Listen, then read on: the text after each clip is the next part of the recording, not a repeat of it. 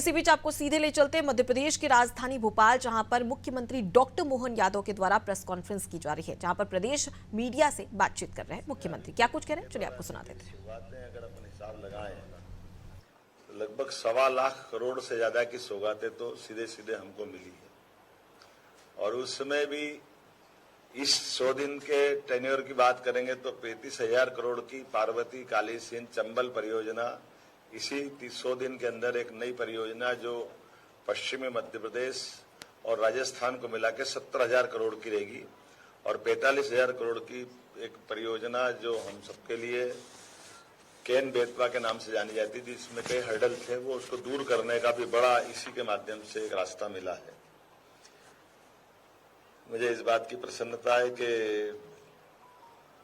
अक्टूबर 2014 में और खास करके सब मिलाकर के 2 अक्टूबर 2023 में ग्वालियर में 19,000 करोड़ की ऐसे करके कई भूमि पूजन, लोकार्पण, शिलान्यास के पुराने रिकॉर्ड देखें, उसकी तुलना में नए रिकॉर्ड हम देखेंगे तो माननीय प्रधानमंत्री जी के सब क्षेत्रों में समान रूप से जितना ध्यान देना चाहिए थे मध्य प्रदेश का, जो हम स्लोगन चला रहे थे कि एमपी के मन में मोदी और मोदी के मन में एमपी। अकेले रेलवे का मैं बताना चाहूंगा कि रेलवे का 2013 के पहले 150 करोड़ रुपया मात्र हमारे राज्य को मिलता है। आज की स्थिति में 15,500 करोड़ रुपया रेलवे प्रतिवर्ष अपनी इन व्यवस्थाओं के लिए खर्च कर रही है। ये रिकॉर्ड बताता है कि हमारे लिए मध्य प्रदेश का केंद्र सरकार के लिए क्या महत्व है, मोदी जी का मध्य प्रदेश को लेकर क्या महत्व है। आईटी से लेकर इंडस्ट्री तक, इरिगेशन से लगा करके तमाम सभी क्षेत्रों में समान रूप से ध्यान देते हुए जिस प्रकार से माननीय प्रधानमंत्री जी ध्यान दे रहे हैं, ऐसा लग रहा है कि वास्तव में हमारे लिए तो ये सबसे अच्छा स्वर्णिम काल है, जब उदारता पूर्वक संसाधन केंद्र सरकार के माध्यम से मध्य प्रदेश को मिल रहा है। चूंकि चुनाव की बेला है और चुनाव की बेला में अभी इसी आचार संहिता के बाद से लगातार 7 अप्रैल जबलपुर, 9 अप्रैल बालाघाट, 14 अप्रैल नर्मदापुरम, 19 अप्रैल दमोह लगातार, और ये अब हमारे यहाँ इसी माह जो कल आने वाले वो 5वीं बार आएंगे, और ये एक सभा थी, लेकिन अभी कल की एक साथ हमारे 2 सभाएं रहेगी, एक सागर में, एक हरदा में, और एक रोड शो हमारे यहाँ होने वाला है। कितना अच्छा एक प्रयोग माननीय मोदी जी ने यह भी किया है कि हमारे पास बड़े महानगरों में, मैं जबलपुर में मौजूद था स्वयं, बगैर बोले भी भाजपा का प्रचार कैसे करते हैं ये रोड शो के माध्यम से उन्होंने करके दिखाया है। मेरे हाथ में भी कमल का फूल दिया, उनने भी कमल के फूल का चिन्ह लिया, और मुंह से एक शब्द नहीं बोला, लेकिन पूरे रोड शो में कमल के फूल की जो हमारी इस चुनाव में सबसे ज्यादा प्रचार की जरूरत है, तो ये भी एक कितना एक अनुपम तरीका है कि हमारे रोड शो में अंदर की तरफ घुस करके अपनी बात भी पूरी कर दो, और वो आम सभा के लायक सारा तामझाम, भाषणबाजी वगैरह कुछ न करते हुए मौन रूप से भी अपने वोट की अपील करते हैं। ये यूनिक प्रयोग वाकई अद्भुत है। ये हमारे लिए महानगरों की तरफ से तो एक तरह से संदेश भी है कि प्रत्याशी का प्रचार भी हो जाए और भाजपा की बात भी हो जाए, और हमारे लिए ये जो आम सभाओं के लिए जो एक अनावश्यक बड़े महानगरों में कष्ट होता है कि जगह की दिक्कत आती, संख्या की परेशानी आती है, लेकिन चुनाव के दरमियान ये बाकी पार्टियों को भी सीखने लायक प्रयोग है। मैं उम्मीद कर रहा हूं कि जिस प्रकार से मोदी जी आ रहे हैं और ये हमारे लिए भोपाल आना है, उनके लिए हमारे लिए सौभाग्य की बात है। राजा भोज की नगरी, रानी कमलापति की नगरी में भव्य रोड शो भी होगा। ये लगभग 1 किलोमीटर का होगा, जो मालवीय तिराहा रोड से प्रारंभ होकर रोशनपुरा पूरा करते हुए मेजर नानके चौराहे तक खुले रथ में वो जनता का अभिवादन करते हुए इस रोड शो को पूरा करेंगे। 200 से अधिक मंचों पर अलग अलग प्रकार से हमारे माननीय प्रधानमंत्री का अपने नागरिकगण अभिनंदन करेंगे। अपने अपने तरीके से विभिन्न समाजों के लोग, विभिन्न कलाकार, साधु संत, सभी प्रकार की तरह से जो एक हमारी भव्य परंपरा रही है अतीत में मध्य प्रदेश की, उस परंपरा के हिसाब से हम भव्य पुष्प वर्षा के साथ माननीय प्रधानमंत्री का स्वागत करेंगे। और जैसा कि कहा गया है, कांग्रेस ने जो बोलना बोले, उनको भगवा से आपत्ति हो सकती होगी, लेकिन हमने तो कहा कि भगवा के प्रति ऐसी आपत्ति होना, ये इस आपत्ति पे हमारी आपत्ति है। इनके मन में जो होगा होगा, लेकिन हमारे मन में तो भगवा के लिए सदैव युगों युगों से भारत में हमारा अपना भगवा, भारत माता के अगर चिन्ह की कल्पना करें, भारत माता के चित्र की, तो उनके हाथ में ध्वज कौन सा है? और आज कोई भी हमारा देवालय उठा के देख लो, उस पर पताका अगर लहराएगी तो क्या लहराएगी? कोई भी साधु संत घर छोड़ के संन्यास ग्रहण करता है। तो हमारे यहाँ तो सूर्य आधारित संस्कृति है। तो जो त्यागमय संस्कृति है, वैराग्य की संस्कृति है, उदार संस्कृति है, सबको समाहित करने वाली संस्कृति है, इसके प्रति नफरत ये कतई बर्दाश्त नहीं की जाएगी। इसलिए हमने कहा भगवामय ये रोड शो रहेगा। हमारे अपने मन में जो भाव है उसको प्रकटीकरण में हमें कोई संकोच नहीं है। दुल्हन की तरह भोपाल सजेगा, सभी वर्ग की महिलाएं, पुरुष जो आरती उतारते हुए हमारी परंपरा है। हमारी बंगाली समाज की बहनें तो बहुत अच्छे से शंख वादन करके और शंख ध्वनि के साथ, और लक्ष्मी माता की उल्लू की जो सवारी का दृश्य रहता है वो शंख के साथ एक विशेष ध्वनि से भी अभिनंदन करती है। वो अभिनंदन का दृश्य रहेगा। और गगनभेदी मोदी मोदी के नारों के साथ पुष्प वर्षा करते हुए सभी प्रतिष्ठान से आपके सबके माध्यम से अपील कर रहे हैं कि जहाँ जिसके प्रतिष्ठान है वो भी स्वागत करे, वंदन करे, अभिनंदन करे।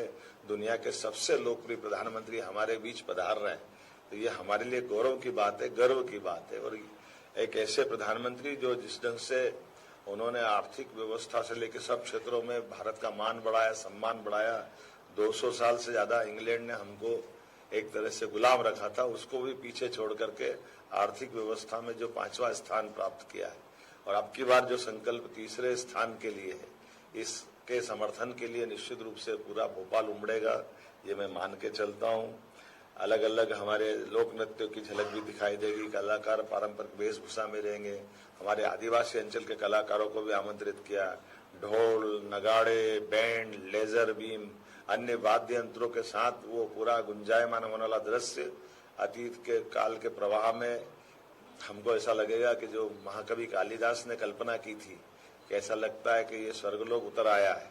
हम कामना कर रहे हैं कि वो दृश्य इसी प्रकार से दिखाई देगा जिसमें हम डूब करके एहसास करेंगे कि इंद्र की इंद्रासन वाली सभा भी कम पड़े, हमारी सभा का ये जो दृश्य दिखे वो अपने आप में हमको गौरवान्वित करता दिखाई दे। अलग अलग सांस्कृतिक झांकियां भी रहेगी। और खास करके हम सब जानते कि माननीय प्रधानमंत्री जी कि हर बात को लोग कितनी गंभीरता से लेते। कोरोना के संकट काल में स्पष्ट हो गया था जब उन्होंने अपनी बात लॉकडाउन के समय पूरे देश से आह्वान किया। बड़े बड़े देश लॉकडाउन में डर रहे थे, लेकिन ऐसे कड़े निर्णय को लेकर प्रधानमंत्री जिस ढंग से अपनी हिम्मत दिखाते हैं, उसी प्रकार से इतने ज्यादा सुरक्षित या उनकी सुरक्षा की आवश्यकता उसके बावजूद भी जनता के बीच जो सहजता से आ रहे हैं, ये हमारे लिए एक तरह से सौभाग्य की बात है कि एक ऐसे राजनेता जो जनता से लगातार जुड़े रहना चाहते हैं, इसलिए जनता के बीच सहजता के साथ आ रहे हैं। ये वाकई हमारे लिए सौभाग्य की बात होगी। मैं आपके माध्यम से खासकर विधानसभा चुनाव में हमने जिस प्रकार से उनके उस स्लोगन को लेकर के पूरे प्रदेश में विजय की एक यात्रा प्रारंभ की थी, एमपी के मन मोदी, मोदी के मन में एमपी, हम एक बार फिर लोकसभा में इसी भाव को प्रकट करते हुए दिखाएं। ये आप सबसे मेरी गुजारिश है, आप सबसे मेरी कामना है। और खास करके ये जो वर्तमान का समय चल रहा है, हमने कल के दृश्य देखे, कांग्रेस का मैनिफेस्टो देखा और उस मैनिफेस्टो में जो बातें जोड़ी गई है और जिस बात को लेकर के कांग्रेस का स्वभाव ही होता है कि कांग्रेस पलटी मारती, बात को अपने पहली बात कर देती है और बात से बात को बनाते बनाते अपनी बात को छिपा के ले जाने का प्रयास रहता है। कल जिस ढंग से ये सारी बातें आई है, मैं इस बात की निंदा भी करता हूं कि हम किसी वर्ग विशेष के लिए कैसी बात कर सकते हैं।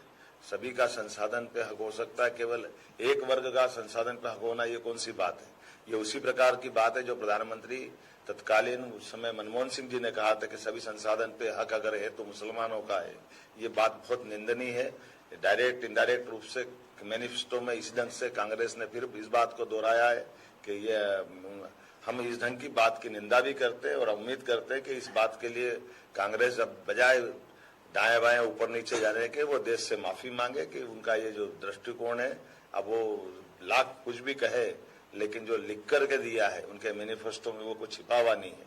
मैं उम्मीद करता हूं कि चुनाव की इस बेला में जनता के सामने दूध का दूध, पानी का पानी होना चाहिए। आज के इस अवसर पर आप सबने मुझे मेरी बात को प्रेम से सुना, आपका आभार। अनुराग जी।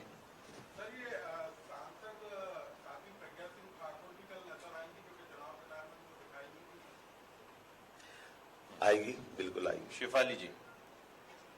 मेरा सवाल ये था कि भोपाल 1984 के बाद से बीजेपी का गढ़ है, क्या यहाँ जरूरत थी प्रधानमंत्री जी के रोड शो की? मैंने आपको कितनी अच्छी बात कही।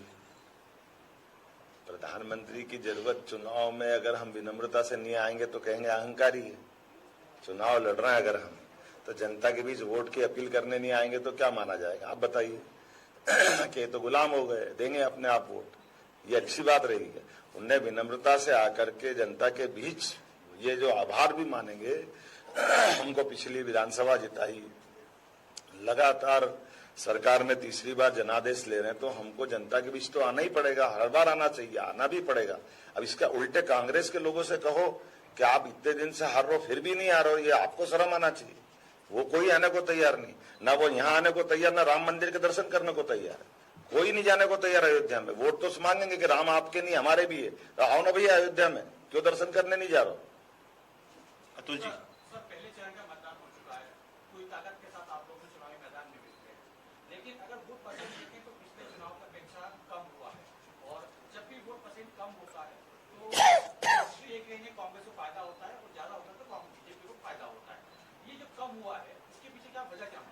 देखो, मैं दो तरह से इसकी बात का जवाब देना चाहूंगा। एक तो वर्तमान के समय में बजाय कोई और बात देखे, प्रशासनिक दृष्टि से जो मेरी बात ध्यान में लाई गई है कि ये हमारी लग्न सरे का समय था, शादी ब्याह बहुत ज्यादा थी, और पिछली बार चुनाव उस सेक्टर में मई में हुए थे, अभी अप्रैल में हो गए, तो फसल कटाई का समय भी यही है, तो लोग अपने अपने फसल कटाई में भी लगे हैं, लग्न सरे में, शादी ब्याह में भी लगे हैं।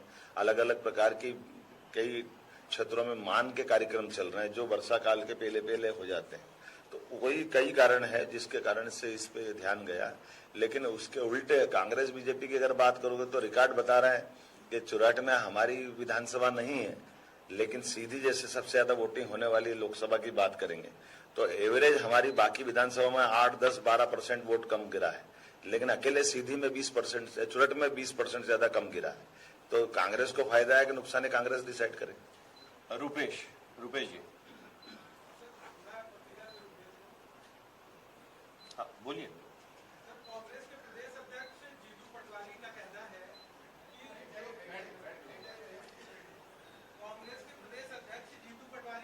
है कि जो भी नेता बीजेपी में आ रहे हैं, जैसे इंदौर से संजय शुक्ला है, उनको 140 करोड़ का नोटिस मिला, छोटा प्रश्न।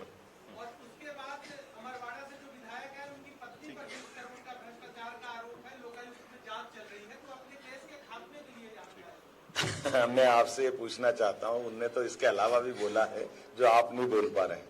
वो कह रहे वो सारे बेईमान